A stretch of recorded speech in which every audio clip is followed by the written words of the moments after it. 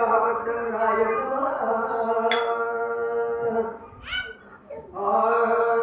श्री दत्तात्रेय नमो श्री गुरु ब्रह्मानंद जो जगत पूर्ण मूलकंद जो नित्य जगत कारण प्रसिद्ध कैवल्यदाता सुखादे गौरी पुत्र गजा अंजनी पुत्र आनंदराय कौशल्या पुत्र प्रभू रामचंद्र शरणांचे ऐका माझे गुरुवर्य मूर्ती महाराज कानेगावकर यांना साष्टांग घालून या ठिकाणी कथेचा आरंभ करीत आहे.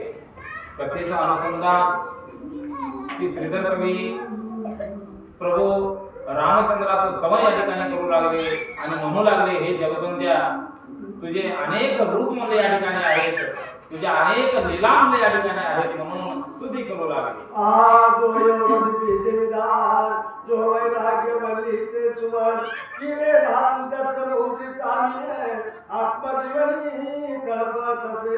स्वतः आत्मरूपी तळपणारा तू आहेस. वेदाचं ज्ञान आहे, शास्त्राचं ज्ञान आहे, अनेक मुलं तू ज्ञानी स्वरूपानं म्हणजे या ठिकाणी भरून उरलेला आहे म्हणून सांगता की तो धर्म देवते शिखर की चिदाकाशीचा जगदर की कृपा सागरी ते सुंदर दिव्यरत्न आणि म्हणजे त्या ठिकाणी कृपा असणारं ही जी काही सागर आहे, कृपेचं सागर आहे आणि त्या कृपेच्या सागरामध्ये तू बसलेला आहेस.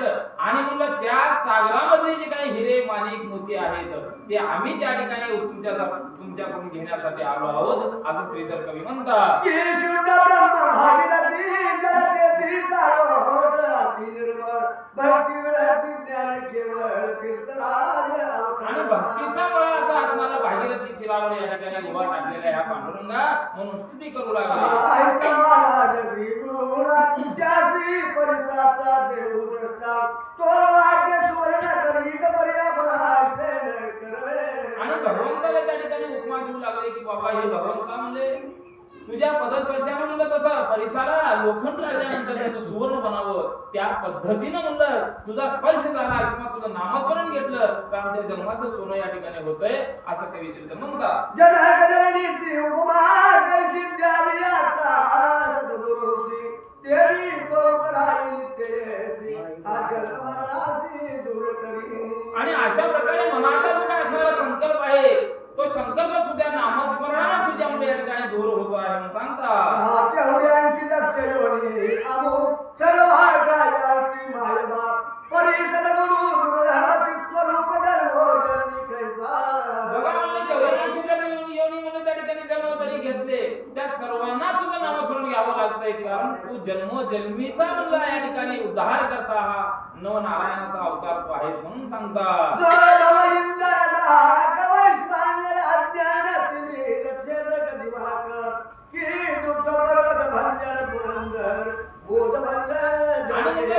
सगळ्या भक्तांचं दुःखाचं निवारण करणारा हा पुरंदर अशा प्रकारचा तू आहेस.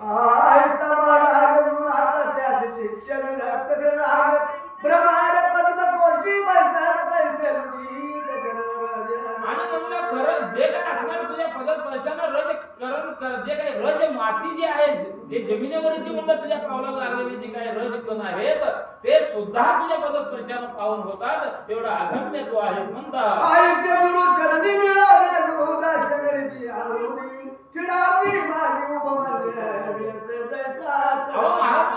शिरावती सागराच्या ठिकाणी हंस म्हणलं तसं राहावं आणि बागडावं त्या पद्धतीने तुझ्या सागरामध्ये तुझ्या भक्तीच्या सागरामध्ये तुझ्या प्रेमाच्या सागरामध्ये आम्ही या ठिकाणी डुलू लागलो आहोत म्हणतात.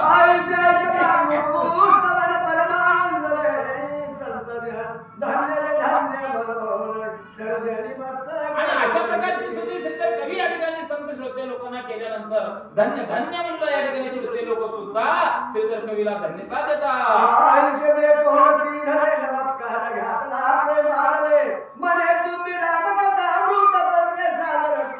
आणि अशा प्रकारे श्रोत्याचं म्हणणं ऐकून तुम्ही धन्य आहात आणि या पुढील कथा सुंदर आहे म्हणून श्रीधर कवी श्रोत्यांना सांगतात.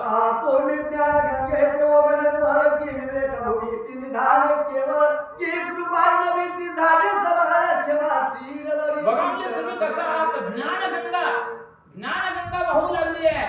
एखाद्या सरोवरातून त्या ठिकाणी पाणी जावावं आणि त्याच्या बरोबर नुसतं लहरी निघावं त्या प्रकारचे तुम्ही ज्ञानाचे लहरी आहात, तुम्ही विद्वान आहात अशा प्रकारे श्रीधर कवी श्रोत्यांना बोलू लागले.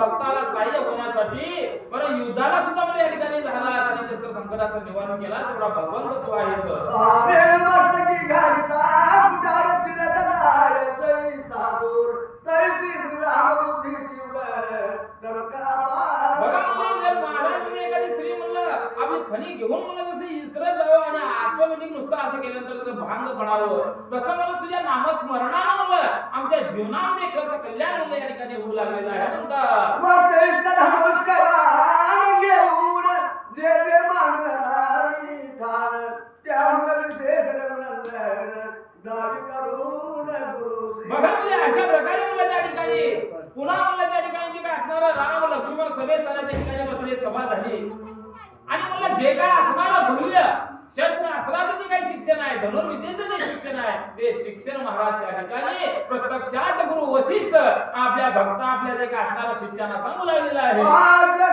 विद्या प्रवीण झाले रामानी लक्ष्मण ते परीक्षा पाहायला आनंदन अहो 8-10 म्हणून विद्या त्या ठिकाणी प्रभू रामचंद्रांना आणि लक्ष्मणांना प्रदान करून घेतल्या कारण गुरु असावा तर असा वशिष्ठासारखा महाराज आणि एवढं ज्ञान प्राप्ती त्या ठिकाणी करून घेतलेलं आहे म्हणतात.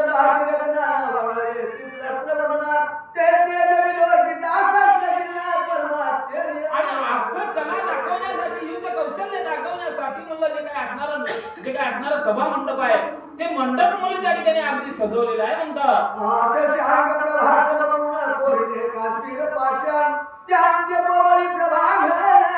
अहो महाराज काय त्या मंडपाचे म्हणलं जे काय स्तंभ आहेत म्हणलं अहो प्रत्यक्षात हिरे माणिक मोतीनं जडवून म्हणलं त्या ठिकाणी त्या मंडपाला खांब दिलेले आहेत. त्या बाजू सप्तरंगी पाषाण त्या जाळ्या चौकटी पूर्ण माझी आणि त्या खांबामध्ये त्या स्तंभामध्ये 7 नमुन्याचं पाषाण म्हणलं या ठिकाणी महाराज आणि ते पाषाण जर बघायला गेलं तर म्हणलं ते सध्या असणारे स्तंभ आहेत ते स्तंभ अगदी चम चम चम म्हणलं या ठिकाणी चमकू लागलेले आहेत.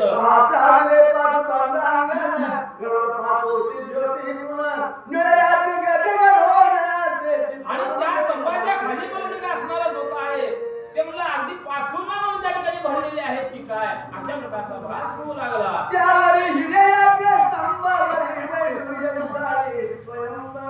सुवर्णाची तुलवटे सुखर आणि अशा मंडपानंतर त्या ठिकाणी त्या स्तंभावरती जे काय असणारं झालेलं आहे ते म्हणलं अगदी सोन्यानं हिऱ्यानं माणिक मोतीनं म्हणलं त्या ठिकाणी जडवलेलं आहे.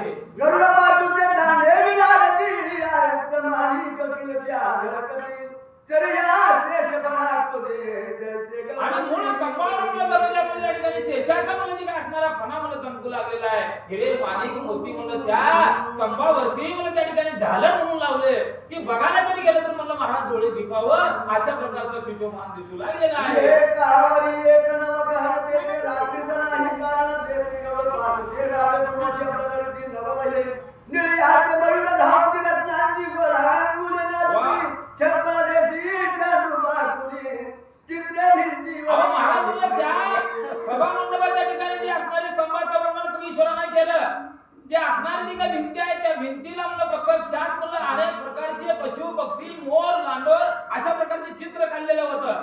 त्या चित्राला जर बघितलं तर ती म्हणलं प्रत्यक्षात फळाला सुरुवात केली की काय अशा प्रकारचा भास व्हावं असं सुसज्ज जे काय असणारा मंडप उभा टाकण्यात आलेला आहे. कामसूत्रीच्या पुगळी या नाचती गिरच्या घेऊनिया नरसिंह मूर्ती स्तंभातूनिया हुंकारती आणि महाराज म्हणलं त्या जे असणारे पशु पक्षी मोर जे आहेत म्हणलं प्रत्यक्षात त्या स्तंभावरती फिरू लागलेली आहेत की काय आवाज म्हणून त्या ठिकाणी काढू लागल्या इतकं दैदिप्यमान सभा मंडप उभा टाकलेला आहे. आयसिया रंग मंडपात बसता झाला पंचर पसिता विरुषी समस्त अष्टाधिकारी आणि अशा प्रकारे अशा मंडपामध्ये गुरु वशिष्ठ आहे प्रभू रामचंद्र आहे लक्ष्मण आहेत आणि असणारे जे काही दशरथ राजा सुद्धा मला या ठिकाणी आलेले दैदिप्यमान म्हणलं शोभायमान त्या ठिकाणी दिसू लागलेले आहेत. पांडवदाळी वाटे तत्वता पाहती कौशल्या आदिमाता श्रीरामे विद्या साधिया समर्थ देखावया आणि अशा प्रकारे दुसऱ्या बाजूला म्हणलं जे काय असणारं स्त्रियांचं म्हणलं त्या ठिकाणी जागा असं व्यवस्था करण्यात आलेली होती कौशल्य आहे, सुमित्रा आहे, कैकेयी आहे आणि ते आपल्या लेकरांचं कौतुक म्हणून त्या ठिकाणी पाहू लागलेले आहेत. जैसा नक्षत्र माझे अति सुख तैसा सभे राजा दशरथ इंद्राजवळी बृहस्पती बुद्धिमंत तैसा वसिष्ठ. आणि अशा मुलं सभामध्ये महान अशा प्रकारचा राजा दशरथ म्हणलं अगदी सुशोभित शोभून दिसू लागला. त्याच्या शेजारी गुरु वसिष्ठ म्हणून त्या ठिकाणी शोभून दिसू लागले. महातुरंग मंडपापुढे दोघे श्रीरामानी लक्ष्मण पाठबंधांगडी घेऊन उभे ठाकरे. आणि अशा मंडपामध्ये महाराज एका बाजूला राम आहे, दुसऱ्या बाजूला लक्ष्मण आहे आणि म्हणलं अगदी सुशोभित म्हणलं त्या ठिकाणी सभेमध्ये हे दोन चिरंजीव शोभून दिसू लागले. जैसे शशी आणि चंड किरण किया फळावर आणि मारमण की देव बांधार स्वर्ग धरून उभे ठाकरे. काय महाराज म्हणलं नवल आहे.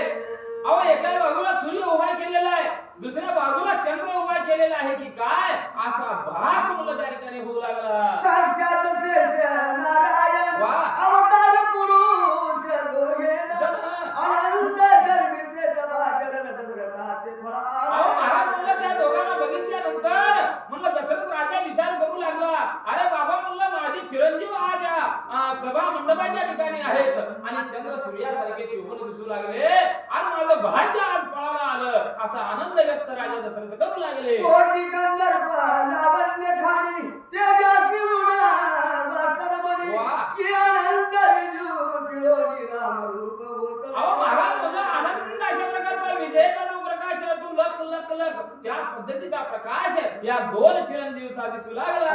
तो लावण्य मृत सागर अजानुभाऊ श्री रघुवीर गुरु आदी इतिहासी नमस्कार करोनी क्षेत्रे मंदिरी. अजानुभाऊ तो रामचंद्र आहे महाराज. अजानुभाऊ कशाला म्हणा उगाच थोडक्यात सांगतो बरं का.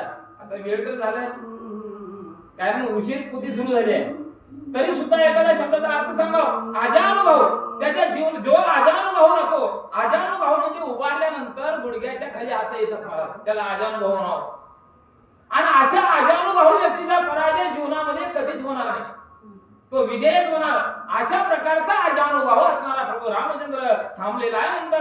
नारावणी अरुणोनी रघुपती दावी युद्धाच्या आघाडीचे रामवीर नागती विस्मी. आणि ताबडतोब गुरु वशिष्ठांना आज्ञा त्या ठिकाणी दिला महाराज.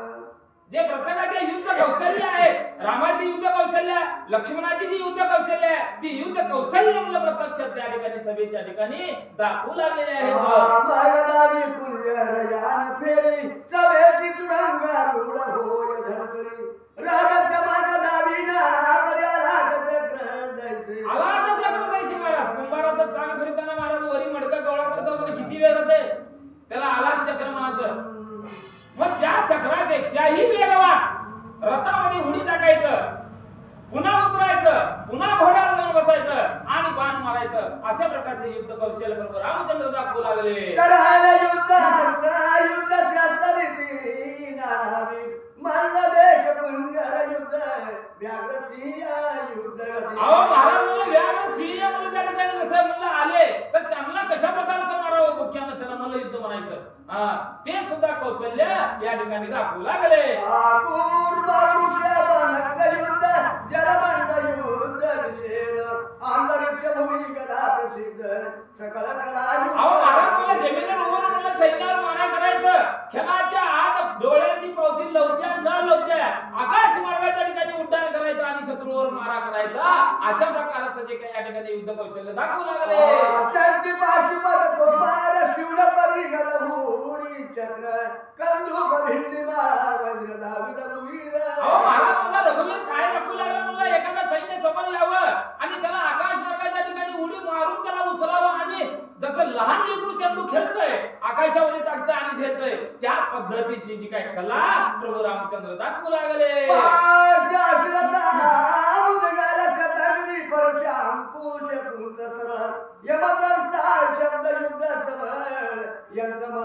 अहो महाराज म्हणलं शब्दाची जी काय भाषा आहे ती भाषा सुद्धा मला त्या ठिकाणी अवगत करून घेतलेलं होतं. आता भाषा पूर्वीची भाषा वेगळी आणि आताची भाषा महाराज. महाभारतामध्ये बरोबर भाषा होती महाराज. त्यांनाच कळलं पाहिजे दुसऱ्याला कळत नव्हतं. तशा प्रकारची भाषेचं ज्ञान सुद्धा मला प्रभू रामचंद्राने घेतलेलं होतं आणि त्या भाषेच्या ज्ञानावर त्या विद्यावर त्या ठिकाणी युद्ध कौशल्य प्रभू रामचंद्र दाखवू लागले. ये प्रधान कोणी सोनी बाण पुढे माये माये भेदी जाण वा, वा. धर सिंधू पर कटागमन राजवन अहो महाराज म्हणले असणारे देहाला म्हणले नयनाचे डोळे आहेत ते डोळे झाकायचं. बाण तर मला समोर मारू लागलेला आहे का असा भास शत्रूला व्हायचं, परंतु तेच बाण पाठी मागेले शत्रूला लागायचं. एवढं युद्ध कौशल्य या ठिकाणी प्रभू रामचंद्र दाखवू लागले. एक सोडिता अंती बाण हो. पट्यावधी वावे त्यापासून वा. सकाळचे मुखे छिलते धन एकाची बाण करावे. अहो महाराज काय युद्ध कौशल्य माझा राम दाखवू लागला. अहो भाट्यातून एकच बाण सोडायचं, पण एका बाणातून कोटीवर बाण निर्माण व्हायचे आणि जिकडे शत्रू आहे तिकडे जाऊन लागायचे. अशा प्रकारचं कौशल्य दाखवू लागले. आग्नेय पर्जन्यास वाद पर्वतांनी वज्र वा, वा. माया ब्रह्म माहेश्वर भूतात्मा काय हो माया ब्रह्माचा मालकच राम आहे. हो त्याला का शिकवायची गरज आहे माय. अग्न्यास्त्र, वायुअस्त्र, वज्रास्त्र, अहो अनेक अस्त्राचा अभ्यास म्हणलं प्रभू रामचंद्राने केलं आणि ते सर्व विद्या या ठिकाणी गुरु वसिष्ठाला दाखवू लागले. ब्रह्मशिरो विश्वजित या प्रगती दावी रघुनाथ वा. कैसे करीत सुमित्रासूर हा, हा. मानत ग्रहत डोलवी. आणि अशा प्रकारे प्रभू रामचंद्राची जी विद्या आहे, जे शस्त्र आहे, जे अस्त्र आहे, जे काही दाखवल ते माझा लक्ष्मण दाखवू लागला आणि त्यावेळेस राजा दशरथाने आपल्या दोन्ही डोळ्याने पाहून आनंद व्यक्त करू लागले. वसिष्ठ उठोनी ते अवसरी वा, वा. श्रीराम चौदिता हृदयी धरी. दशरथाचा आनंद अंबरी वा. दसमाये तेव्हा काय नवल महाराज. राजा दशरथाला ते पाहिलं. अहो उठला सभासदाच्या खाली उतरला. राम लक्ष्मणाला हृदयाला हृदय लावून धरलं महाराज आणि त्या बाळांचं कौतुक राजा दशरथ करू लागले. सभा विसर्जून दशरथ वसिष्ठ चौदिता रघुनाथ वा. प्रवेश दे झाले सदनांत आनंदयुक्त सर्व. आणि अशा प्रकारे युद्ध कौशल्य महाराज गुरु वसिष्ठाच्या आज्ञेनं प्रभू रामचंद्र लक्ष्मण सर्व लोकांना दाखवले. युद्ध कौशल्याची परीक्षा पास झाली आणि परत म्हणलं आपल्या महालाच्या ठिकाणी सर्वजण येऊ लागलेले आहे. यावरी एके दिवस या नंदना वा. दर्पणी विलोकिनी जवळ वा. तो दाढी शुभ्र केसने कोण काय बोलता. बघा म्हणजे राजा दशरथाला उगाच्या महाराज आरशात बघायला सुरुवात केली बघा. ह्यालाच म्हणायचं पिढा, ह्यालाच म्हणायचं पिढा बरं का. राजा दशरथाला एका दिवशी उगा बघत आरसा घेतले महाराज. आरसा घेतले ना आरशात बघितल्यानंतर दाढीचं एकच केस पाठवत देतात. आता 12 लहान लेकराचे केस पाठवायचे मला. पण आपण परपंच सुटो ना, बरोबर आहे का. आता म्हातारी बी पोराचे आता दिन ते हो आजीबात दिन ते मरेल, परंतु परपंच हातात दिन ते. मग राजा दशरथाला आरशात बघितलं दाढीचे एकच केस पाठवत. सगळे नाही एकच दिसलं. एक दिसल्या राजा दशरथ विचार काय करू लागले. मने शीघ्र बोलवा आनंद वा. अष्टाधिकारी ऋषी प्रजा आवाज. सकळ व्यवहारी वैश्यजन विवेक संपन्न थोर थोर. बघा म्हणलं काय असं राहावं बाप राहावं असं राहावं आहे. राजा दशरथाने विचार केला. गुरु वसिष्ठाला बोलावून घेतलं. त्या अयोध्येमध्ये जे काय असणारे प्रधान आहेत अष्टप्रधान महाराज, अष्टप्रधानाला बोलावून घेतलं. जे ज्ञाती हुशार माणसं ते त्या लोकांना सुद्धा राजा दशरथानं बोलून घेतलं आणि आपले विचार मांडू लागला. सगळाशी बैसवली एकांत वारे पट्ट्या. निजगुया पुढे कौशल्याप्रती शाबास. राज्य द्यावे रामाप्रती ऐसे चित्ती वाटत असे. बघा हो किती मन मोठा आहे राजा दशरथाचा महाराज. सगळ्यांना बोलावून घेतलं आणि बाबा म्हणले हात जोडून उभा टाकले आणि बोलायला सुरुवात केली. बाबा म्हणले आता हे गुरुवर्य वसिष्ठा हे अष्टप्रधान मंडळीला मी नमस्कार करतो, कारण आता मी राज्य हाताळण्याचा लायकीचा नाही. कारण माझं वय या ठिकाणी होऊ लागलेलं आहे आणि आता माझा जो काही पदभार आहे तो पदभार माझा जो काही ज्येष्ठ पुत्र जो असणारा राम आहे त्या रामाला द्यावं असं माझा विचार आहे. म्हणून राजा दशरथ बोलू लागले. योग्य रघुनायक जो गुण समुद्र प्रतापा वा. जो भील उदार देख लावण्य सागर. बघा म्हणजे लावण्य सागर हा माझा पुतळा मला रामाचा आहे. हुशार आहे, ज्ञानी आहे आणि राज्यावरती जर संकट आलं तर त्या संकटाचं निवारण करण्याचं सामर्थ्य रामामध्ये आहे. म्हणून आता जे का राज्याचा कारभार आहे तो कारभार म्हणून माझ्या रामाच्या हातात द्यावं असा विचार त्या ठिकाणी प्रकट करू लागलेले आहे.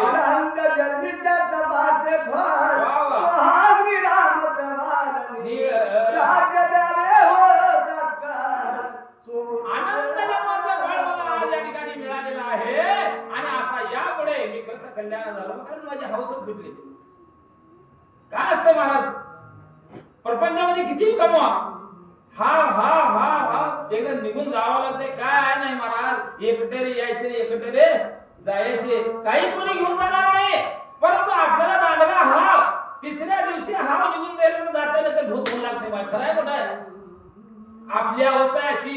राजा दशरथाला सांगितलं माझं भाग्य बळाला आलं, आता मी या राज वैभवापासून दूर जाणार आहे. माझ्या प्रभू रामचंद्राला या ठिकाणी राजकारभार हाताने देण्यासाठी मी देणार आहे असं मत प्रगट त्या ठिकाणी झालं. ऐकून दशरथाचे वचन वाह. संतोषला ब्रह्मानंद. शाबास. मानवले समस्त प्रजाजन मनची धान्य धान्य दशरथा.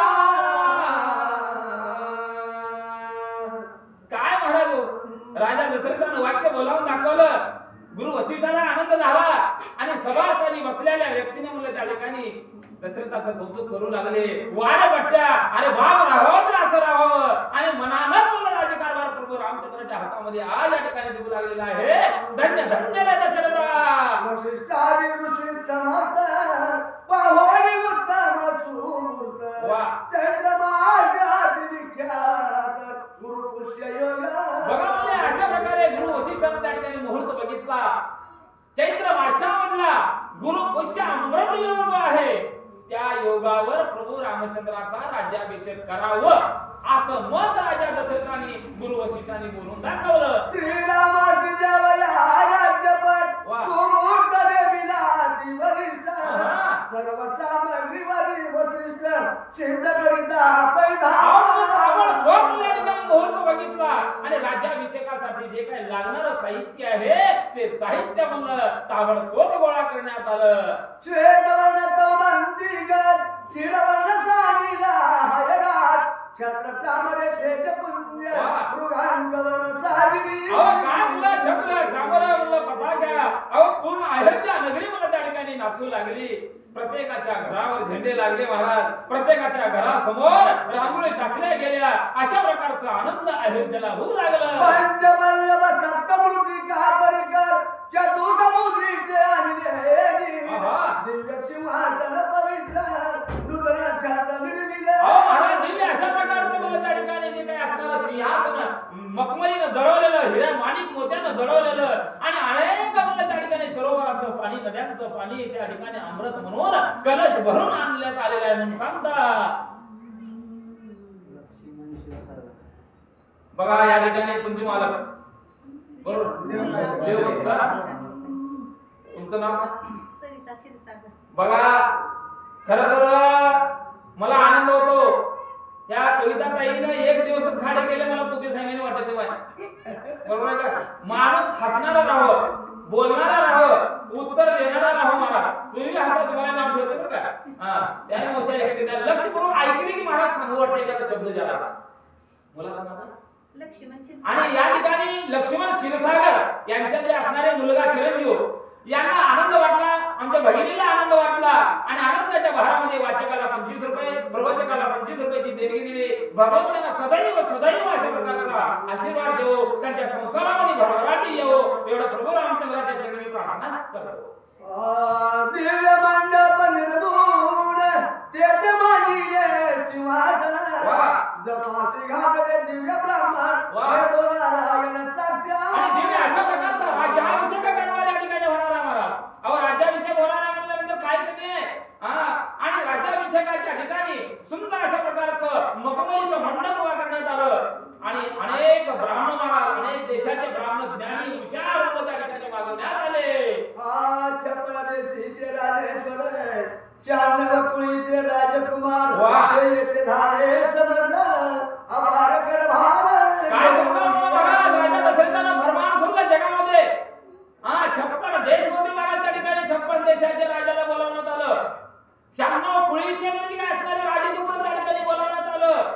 म्हणजे सांगण्याचं तात्पर्य एवढा जन समुदाय अयोध्येच्या ठिकाणी आज जमलेला आहे. आनंदमय अयोध्या नगर सदने शृंगारी सुंदर. वाह. अयोध्यावासी नारी नर मंडित समग्र. काय आहे तो आनंद निर्माण झाला महाराज. अहो प्रत्येकाच्या घरात दिवाळी होती आहे की काय अशा प्रकारचा आनंद त्या ठिकाणी अयोध्या नगरीमध्ये होऊ लागला. राजमंदिरे शृंगारी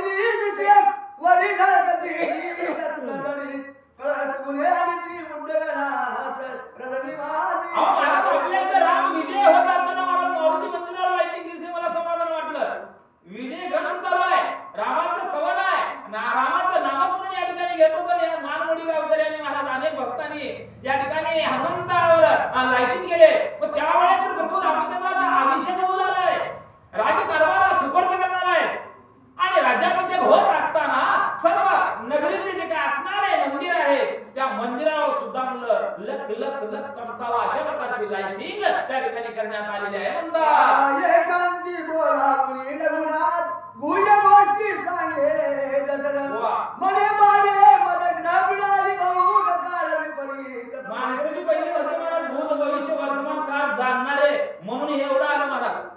राजा दशरथांना निवांत चिनी असताना एकांताच्या ठिकाणी असताना प्रभू रामचंद्राला बोलावून घेतलं. महाराज डोक्यावरून हात फिरवले. बाळा बाळा अरे मला आता पुढं भविष्यामध्ये अनेक संकट येणार आहे आणि त्या संकटाला समोर जाण्याचं समर्थ आपण ठेवलं पाहिजे बाळा म्हणून राजा दशरथ प्रभू रामचंद्राला सांगू लागले. बस्तानी शनेश्वर स्थिती द्वादश स्थानी जाय बृहस्पती बारे बरोबर तुझी जाणवती बैसे रघुपती सिंहासन. अरे बाबा आठवा गुरु मला या ठिकाणी मला लागलेला आहे म्हणला का बरं हो म्हणले कारण हा गुरु मला या ठिकाणी सोडणार नाही. शनी सुद्धा माझ्या मागे हात धुवून लागलेली आहे हे मला साक्षात दिसू लागलेलं आहे. म्हणजे आता राज्याभिषेक सोहळा मला या ठिकाणी त्वरित तुला करावा लागणार आहे. अशा प्रकारचा मनोदय राजा दशरथ प्रभू रामचंद्राला बोलू लागले. रामा तुझी बलवा देखंती मद टाकोली या रघुपती दुरिदासी रणिती हे तिथी वाढ दुःखी अवस्था राजा दशरथाची झाली महाराज. दुसऱ्या बाजूला अयोध्या नगरी सज्ज झाली. रामाचा राज्याभिषेक सोहळा होणार आहे. रामा आज गादीवर बसणार आहे. सर्व लोक म्हणलं या ठिकाणी रामाचा जय जयकार करू लागले. सर्व स्त्रियांना या ठिकाणी त्या अयोध्या नगरीच्या ठिकाणी जमू लागले.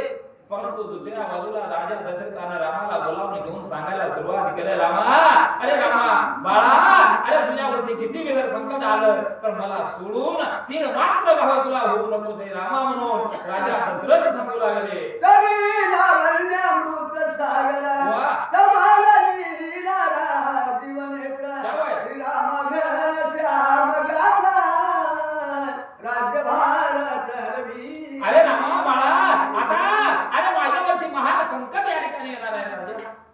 आता एकच कर अरे जे अयोध्येचं राज्य आहे ते राज्य कारभार तू चालव. आजपासून मी या ठिकाणी निवांत राहतो असं राजा दशरथ बोलू लागले.